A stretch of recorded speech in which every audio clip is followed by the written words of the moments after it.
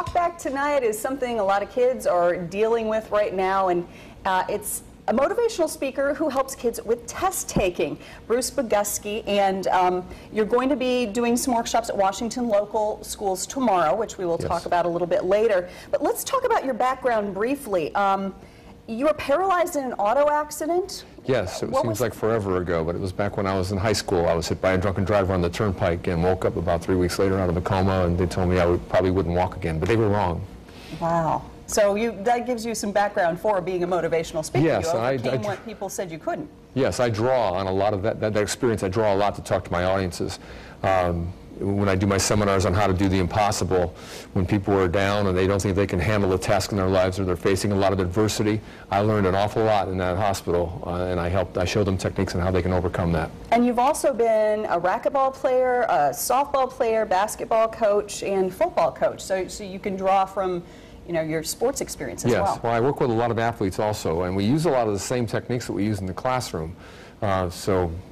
These things can be used in almost any aspect of your life to improve your performance. Okay, well, let's get to that. Okay, awesome. When kids are taking tests, what makes it so difficult? They become frustrated. A lot of times they associate tests with not a very joyful experience, so they go in there with their heads down, and the anxiety that they face. It's the same kind of anxiety you face the first time you drive a car, you go on your first date, or when you're trying to make that foul shot with 1 second left in the game. It's the same thing. And this can cause your memory to start failing. It can make you a little antsy, anxious, and you'll forget things you already know. And so I help them with relaxation techniques before they go into these types of tests. Can you give us an example or two? Sure. There's one for memory that's kind of fun. It's called the thinking cap, and it comes from a book called Brain Gym. And it activates the limbic area of the brain, which is directly related to your frontal and temporal lobes. So your memory, your hearing, and your vision will actually get better just by rubbing the top of your ear.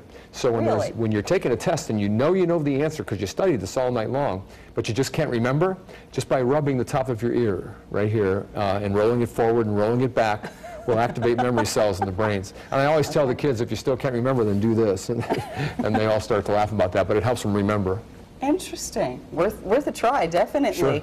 And you speak not only to the kids, but you're going to be speaking to the adults as well. And among your workshops tomorrow, you have one in the evening that the whole public is welcome to attend? Yes, I believe everybody in the community is welcome to come. It starts at 7 o'clock at Jefferson Middle School or junior high. It used to be a junior high, but I think it's a middle school now. In the Washington local system? Yes.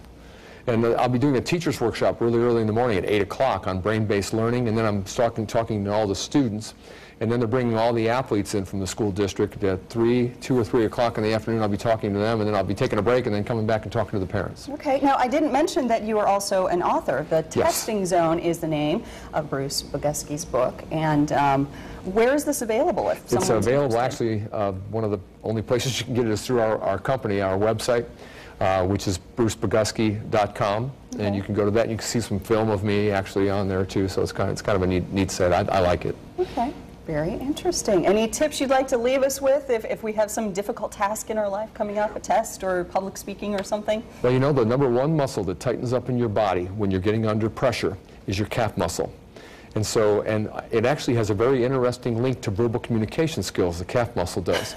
So before you're facing adversity or something that you're going to really be nervous about, the muscle you want to stretch is the calf. Like when you watch football on the weekends, when the athletes start to cramp up, they cramp up first in their calf, and people think they didn't have enough water or they need some salt. It's simply they were not able to handle the pressure of that moment, because that's the first place where it manifests itself in your body. Thank you for the tips, Okay. Bruce Boguski, and that is tonight's Talk Back. Thank you.